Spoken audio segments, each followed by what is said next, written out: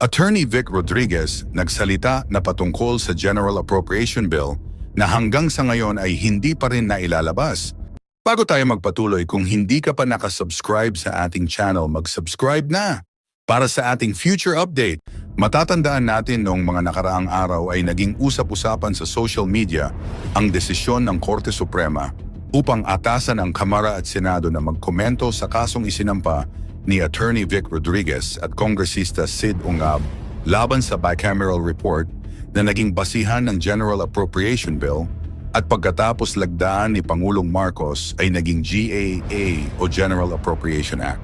Pero hanggang ngayon ay wala pa ring nakukuhang reply sina Attorney Vic patungkol dito.